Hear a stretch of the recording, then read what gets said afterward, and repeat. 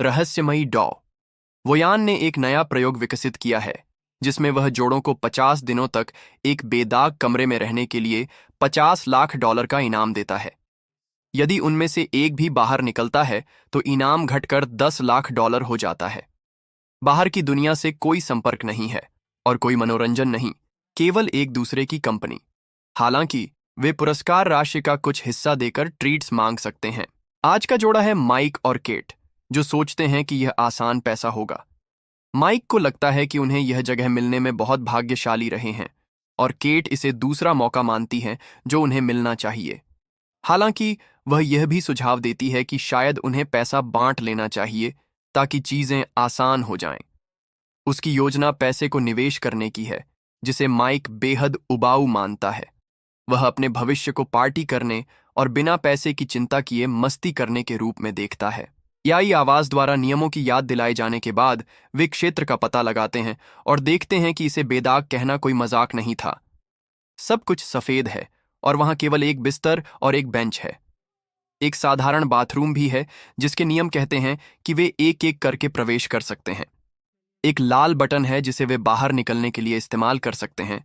एक touch screen है जहां वे ट्रीट्स मांग सकते हैं और बाहर निकलने वाले दरवाजे के ऊपर एक बड़ी घड़ी है जो बचे हुए समय की गिनती करती है। उनके भोजन उनकी दैनिक पोषण आवश्यकताओं को पूरा करने के लिए डिजाइन किए गए हैं और ये केवल स्वादहीन सफेद शेक हैं जो सफेद कार्टन में आते हैं। कमरे में स्वचालित लाइटें भी हैं जो दिन के दौरान सुबह, दोपहर, शाम और रात को दर्शाने के लिए बदलती हैं, जो यह संकेत है कि उन्हें सोने जाना चाहिए। टच स्क्रीन उन्हें अलार्म सेट करने की अनुमति देता है और जबकि माइक इसे छुट्टी की तरह मानकर देर तक सोने की योजना बनाता है, केट जल्दी अलार्म सेट करती है ताकि उसकी दिनचर्या बनी रहे। पहली रात जब वे सोने जाते हैं, माइक केट के साथ अंतरंग होने की कोशिश करता है, लेकिन वह चिंतित है कि प्रोफेसर उन्हें देख रहा हो सकता है। माइक के आग्रह पर वे चुपके से चादर के नीचे ऐसा करते हैं। सुबह जब केट बाथरूम में जाकर शीशे में खुद को देखती है तो वह अपने उत्साह को बनाए रखने और अपने लक्ष्यों को ताज़ा रखने के लिए कुछ प्रेरक शब्द दोहराती है। दोनों के नहाने के बाद वे अपने कपड़े बाथरूम के लॉन्ड्री च्यूट में डालते हैं और बदले में बहुत सादे पजामे मिलते हैं जो कम से कम कुछ रंग के होते हैं। खुद को व्यस्त रखने के लिए केट यह अनुमान लगाने की कोशिश करती है कि वोयान यह प्रयोग क्यों कर रहा है। माइक उसे एक वृत्त चित्र के बारे में बताता है जो उसने देखा था, जिसमें वोयान के पिछले प्रयोग का जिक्र था जो एक मजदूर परिवार और त्रासदी के साथ समाप्त हुआ था। कोई नहीं जानता कि वोयान ने यह सब क्यों किया। बस इतना पता है कि उसके पास ढेर सारा पैसा है और वह लोगों को अनोखी परिस्थितियों में डालकर मानव स्वभाव से मोहित है। खुद का मनोरंजन करना उनके लिए जल्दी ही एक समस्या बन जाता है। केट ध्यान करती है जबकि माइक घड़ी को घूरता है। कभी कभी वह विभिन्न विषयों पर दार्शनिक बातें करता है, जैसे सफेद रंग का अर्थ, जिसे वह अपनी कला स्कूल की जानकारी के साथ विश्लेषण करता है, या यह कि उन्हें अपने दांत किस दिशा में ब्रश करने चाहिए। केट उसे हमेशा घड़ी न देखने और पुरस्कार पर ध्यान रखने की याद दिलाती है, लेकिन सकारात्मक सोचना मुश्किल है जब माइक को अच्छी नींद भी नहीं आती। केट अपनी प्रेरक शब्दों की दिनचर्या और बिस्तर बनाने की आदत बनाए रखती है। वह माइक को भी उत्साहित रखने की कोशिश करती है। जब केट ध्यान करती है, माइक व्यायाम करने की कोशिश करता है, मुख्य रूप से दौड़कर। साथ में वे ताली बजाने वाले खेल, मार्को पोलो या नृत्य करते हैं। जब भी वे अपने गंदे पजामे उतारते हैं, उन्हें बिल्कुल वैसा ही दूसरा जोड़ा मिलता है। कुछ हफ्तों बाद आखिरकार कुछ अलग होता है। माइक को एक कीड़ा मिलता है जो कमरे में घुस आया है। उससे बच्चे की तरह बात करने के बाद माइक उसे कुछ भोजन शेक खिलाने की कोशिश करता है, लेकिन जैसे ही वह फर्श पर कुछ बूंदें डालता है, एआई आवाज उन्हें याद दिलाती है कि भोजन केवल प्रतियोगियों के उपभोग के लिए है। कीड़े के यहां न बच पाने की चिंता में माइक उसे बाहर निकालने का कोई तरीका मांगता है, वादा करते हुए कि वह खुद बाहर नहीं जाना चाहता। केट उसे समझाती है कि जिस स्पीकर से एआई आवाज आती है वह दो तरफा नहीं लगता। उसने पहले ही कोशिश की थी। माइक फैसला करता है कि वह दरवाजा खोलने के लिए बटन दबाएगा। इससे एक तर्क शुरू हो जाता है, क्योंकि केट को यकीन है कि बटन दबाने से वे हार जाएंगे, भले ही माइक वास्तव में बाहर न जाए और केवल कीड़े के लिए अपना हाथ बाहर निकाले। कीड़े को नीचे रखने के बाद माइक केट को कहता है कि यह एक जीवित प्राणी है और उसमें कोई करुणा नहीं है। केट उस पर कटाक्ष करने का आरोप लगाती है क्योंकि वह उसके जैसे शाकाहारी नहीं है। जैसे जैसे तर्क तेज होता है, केट आखिरकार कबूल करती है कि उसे लगता है कि माइक केवल इसलिए शाकाहारी है क्योंकि वह अपने अमीर पिता को गुस्सा दिलाना चाहता है, जिसने उसे सब कुछ दिया। इसीलिए उसे कभी कष्ट नहीं हुआ और अब वह कला स्कूल की सड़क कला की साख चाहता है। फिर केट इस बातचीत से दूर जाने की कोशिश करती है, लेकिन गलती से कीड़े पर पैर रख देती है। माइक को उस पर विश्वास करना मुश्किल होता है जब वह कहती है कि यह गलती थी और माफी मांगती है। माइक दिन का बाकी समय एक कोने में उदास बैठा रहता है, जब तक कि वह आखिरकार फैसला नहीं करता कि कुछ न करना उसके लिए अस्वस्थ है। चूंकि दोनों में से प्रत्येक 2 ट्रीट्स ले सकता है, माइक एक ट्रीट मांगने जा रहा है, भले ही इससे उनकी पुरस्कार राशि से $1,00,000 कम हो जाए। केट इसे मंजूरी नहीं देती, लेकिन माइक को उसकी अनुमति की जरूरत नहीं है। उसका ट्रीट एक हरी क्रेयॉन निकलता है। यह ज्यादा नहीं है, लेकिन कम से कम अब माइक दीवारों पर अपनी कला बना सकता है। उसे कुछ देर तक चित्र बनाते देखने के बाद केट उससे कहती है कि वह उसका चित्र बनाए। माइक सहमत होता है, लेकिन वह यथार्थवादी चित्र बनाने से इनकार करता है क्योंकि वे उबाऊ हैं। वह अपनी शैली में चिपकना पसंद करता है, जिसके कारण केट अब उसके लिए मॉडल नहीं करना चाहती। माइक तब तक चित्र बनाता है जब तक क्रेयॉन खत्म नहीं हो जाता, जिससे केट नाराज हो जाती है जब वह बाथरूम और तौलिए पर हरे दाग छोड़ देता है। बाद में केट अपने व्यवहार के लिए माफी मांगती है और बताती है कि यह उसने सोचा था उससे कहीं ज्यादा कठिन है, लेकिन कम से कम अब केवल 20 दिन बचे हैं। दिन ऊब में बीतते रहते हैं, जब तक कि एक सुबह केट को बाथरूम में एक बंदूक नहीं मिलती। वे इसे जांचने से डरते हैं कि यह भरी हुई है या नहीं, और इसकी मौजूदगी परेशान करने वाली है, इसलिए वे इसे बिस्तर के नीचे छिपाने का फैसला करते हैं, क्योंकि एआई उन्हें बंद वस्तुओं को लॉन्ड्री च्यूट में डालने से मना करता है। कुछ समय बाद जोड़े को आखिरकार कनेक्ट टाइम मिलता है, जिसमें उनके प्रियजनों के भेजे गए संदेश चलाए जाएंगे। माइक को अपनी बहन का संदेश मिलता है, जो उसे बताती है कि वह और उनके माता पिता कैसे हैं, लेकिन उसे लगता है कि माइक अब केट के साथ डेटिंग नहीं कर रहा। अपनी बहन को देखकर माइक बहुत खुश होता है, लेकिन केट अपना कनेक्शन नहीं चाहती, और जब स्क्रीन पर उसके पिता का वीडियो चलता है, जो अब सड़कों से बाहर होकर एक बेघर आश्रय में रह रहे हैं, तो वह घबरा जाती है। चूंकि वीडियो बंद नहीं होता, चाहे वह कितना भी कहे, केट बाथरूम के प्रवेश द्वार के पीछे छिपकर रोने लगती है। माइक उसे सांत्वना देने के लिए आता है। रात को अपने बॉयफ्रेंड से लिपटकर सोने के बाद केट सुबह अलार्म के साथ नहीं उठती और पूरे दिन बिस्तर पर रहती है, क्योंकि वह अवसादग्रस्त हो गई है।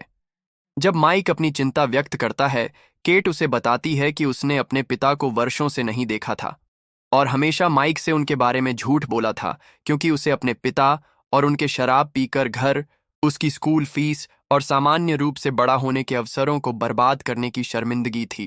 केवल 2 हफ्ते से थोड़ा अधिक समय बाकी रहने पर केट अभी भी बिस्तर पर रहती है, जबकि माइक खुद को मनोरंजन करने के नए तरीके ढूंढने की कोशिश करता है, जैसे अपनी उंगलियों से क्रेयॉन को धब्बा करके अपने चित्रों को संशोधित करना या पजामे के लेबल को विभिन्न भावनाओं के साथ पढ़ना, जैसे कि अभिनय अभ्यास। वह केट को भोजन के बारे में मजाक करके खाने के लिए मनाने की कोशिश करता है, लेकिन यह बेकार है, इसलिए वह आखिरकार उसके साथ बिस्तर पर शामिल हो जाता है और उम्मीद करता है कि वह उसे सांत्वना दे सके। और माइक कभी कभी कुछ अलग महसूस करने के लिए फर्श पर सोने का फैसला करता है। एक सुबह वह केट को ट्रीट लेने के लिए मनाने की कोशिश करता है, लेकिन वह पैसे खोने से इनकार करती है। बढ़ती हताशा में माइक कहता है कि उसे यकीन नहीं है कि वह इसे और कर सकता है, और यह आखिरकार केट को बिस्तर से उठने के लिए प्रेरित करता है। हालांकि नहाने से पहले वह माइक को उसका दूसरा ट्रीट लेने के लिए कहती है, भले ही इसकी कीमत $2.5 लाख हो। माइक ऐसा करता है और हैरान रह जाता है जब दरवाजा खुलता है और एक नग्न महिला सिमोन कमरे में प्रवेश करती है। उसे इस परियोजना के बारे में कुछ नहीं पता। वह केवल एक अभिनेत्री है जिसे बहुत सारे NDA साइन करने के बाद एक गिग के लिए भुगतान किया गया है। हालांकि उसे 1 महीने के लिए बुक किया गया था, उसका एजेंट कहता है कि वह शायद 24 घंटे के लिए रहेगी। केट को उसकी मौजूदगी बिल्कुल पसंद नहीं है और वह माइक को अपनी टी-शर्ट देने के लिए कहती है ताकि सिमोन कम से कम थोड़ा ढक सके। सिमोन माइक की कला को नोटिस करती है और उसकी प्रशंसा करती है, यहाँ तक कि प्रभावों को पहचानती है, जिससे केट और नाराज हो जाती है। रात होने पर माइक फर्श पर सोने की पेशकश करता है ताकि लड़कियां बिस्तर ले सकें, और सिमोन जागने की पेशकश करती है जबकि वे सोते हैं। केट उनकी कोशिश की गई शिष्टता से चिढ़ जाती है और फैसला करती है कि वे सभी बिस्तर साझा कर सकते हैं, बशर्ते वह बीच में सोए। उस रात केट को सोने में परेशानी होती है। सुबह केट को सिमोन बिस्तर पर नहीं मिलती और वह सोचती है कि वह चली गई है, लेकिन वास्तव में वह बाथरूम में है। अब और बर्दाश्त न कर पाने के कारण केट एक ट्रीट लेने का फैसला करती है और उसे 3 मजेदार कैंडी के साथ एक छोटा बॉक्स मिलता है। केट तुरंत एक ले लेती है और सिमोन को एक देती है, लेकिन माइक बहुत हिचकिचाहट के बाद केवल एक लेता है। तीनों कमरे में नाचने और इधर उधर उछलने लगते हैं। वे कुछ समूह चुंबन भी साझा करते हैं। हालांकि थोड़ी देर बाद माइक को बुरा अनुभव होने लगता है। उसे हर जगह खून दिखाई देता है और वह सपना देखता है कि वह पानी के नीचे है, जबकि उसका छोटा भाई उसके साथ गिर रहा है। महिलाएं माइक को वापस वास्तविकता में लाती हैं, लेकिन वह अभी भी घबरा रहा है और बाहर निकलने की मांग कर रहा है, जबकि शॉन और डूबने के बारे में कुछ कह रहा है। केट को उसे बिस्तर पर वापस खींचना पड़ता है और उसे सांत्वना देना पड़ता है जब तक कि वह सो नहीं जाता। बाद में सिमोन पूछती है कि माइक किस बारे में बात कर रहा था, और केट उसे बताती है कि माइक का छोटा भाई शॉन उनके परिवार के पूल में डूब गया था जब माइक को उसकी देखभाल करनी थी, जिसके कारण उसे आज भी अपराध बोध है। माइक उस समय नशे में था, जो चोट को और बढ़ाता है, और बताता है कि उसने कैंडी लेने में क्यों हिचकिचाहट की थी। सिमोन यह भी पूछती है कि वे कैसे मिले, और केट प्यार से याद करती है कि एक बारिश के दिन उसके पास छाता नहीं था और माइक उसके पास आया और कहा कि वह सारी बारिश की बूंदों को पकड़ लेगा ताकि वह भीग न जाए। जब माइक आखिरकार जागता है, सिमोन साझा करती है कि उसने अपनी मां को बचपन में खो दिया था, और दोनों दुख और खोए हुए प्रियजनों पर बंधन बनाते हैं। सिमोन माइक का हाथ सांत्वना देने के लिए लेती है, और जब केट उन्हें देखती है तो वह घबरा जाती है, ये सोचकर कि सिमोन उसका बॉयफ्रेंड चुराना चाहती है। सिमोन उसके रवैये को चुनौती देती है, यह बताते हुए कि केट इसीलिए गुस्सा करती है क्योंकि वह वास्तव में एक असुरक्षित व्यक्ति है, जिससे एक तर्क शुरू हो जाता है। माइक उन पर चिल्लाता है कि वे रुकें, फिर वहां से चला जाता है। केट माफी मांगने की कोशिश करती है, यह स्वीकार करते हुए कि शायद उसने जो देखा वह कुछ भी नहीं था, लेकिन सिमोन आग में घी डालती है, यह कहकर कि शायद ऐसा नहीं था। अगली सुबह माइक की तबीयत ठीक नहीं है, लेकिन केट का ध्यान दूसरी चीजों पर है। सिमोन आखिरकार चली गई है, लेकिन दीवार पर हरे क्रेयॉन में उसका एक संदेश है, जिसमें माइक को एक जंगली रात के लिए धन्यवाद दिया गया है। केट घबरा जाती है, माइक की बात नहीं सुनती जब वह समझाता है कि उसने कुछ नहीं किया और यह बंदूक की तरह है, कुछ ऐसा जो कमरा उनके साथ छेड़छाड़ करने के लिए कर रहा है। अपने गुस्से में केट माइक को फर्श पर धक्का दे देती है, जिससे उसका सिर चोटिल हो जाता है और खून बहने लगता है। माइक उससे दूर हटता है, उसे याद दिलाता है कि उसने कभी उसका साथ नहीं छोड़ा, यहां तक कि जब वह न्यूयॉर्क चली गई थी, उसने अपने तथाकथित अमीर दोस्तों से मिलना भी बंद कर दिया था ताकि उसे असहज न हो, और जब वह अवसाद में थी तब वह उसके साथ घर पर रहने के लिए कॉलेज भी छोड़ दिया था।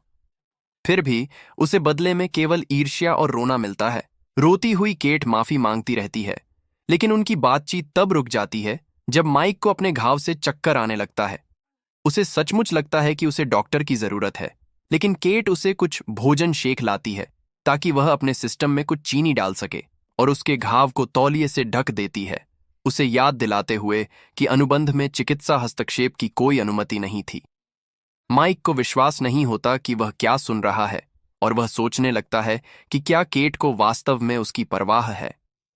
उसका घाव छोटा निकलता है और आखिरकार खून बहना बंद हो जाता है, लेकिन उसे डर लगता है कि अगर यह और बुरा होता तो वह कितना आगे जाती।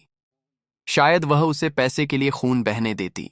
इस जगह ने उनके साथ क्या किया, इसे नफरत करते हुए और यह महसूस करते हुए कि पैसा वास्तव में उनके टूटे हुए रिश्ते को ठीक नहीं करेगा, माइक बाहर निकलने का फैसला करता है। केट को भी ऐसा करने के लिए आमंत्रित करता है, हालांकि केट मना कर देती है, ये बताते हुए कि उसके लिए ऐसा कहना आसान है क्योंकि उसके पास हमेशा पैसा रहा है। वह बंदूक भी निकाल लेती है और उसे रहने के लिए धमकाती है। हालांकि माइक उसकी अनदेखी करता है और बटन दबाकर आखिरकार कमरे से बाहर निकल जाता है। जीत से कुछ ही दिन पहले, कई महीनों बाद, अब अकेला माइक दौड़ने जा रहा होता है जब वह केट को एक इमारत से बाहर निकलते देखता है। उन्होंने कमरे के बाद से एक दूसरे को नहीं देखा था और एक साथ टहलने और बातचीत करने का फैसला करते हैं। लेकिन जब माइक केट से पूछता है कि क्या उसने कमरा छोड़ा या जीता, वह सवाल को टाल देती है। कम से कम वह जो कुछ हुआ उसके लिए माफी मांगती है। जैसे ही वे चले जाते हैं, इमारत एक बेघर आश्रय निकलती है। इस बीच बेदाग कमरे में एक नया जोड़ा चुनौती लेने के लिए आता है।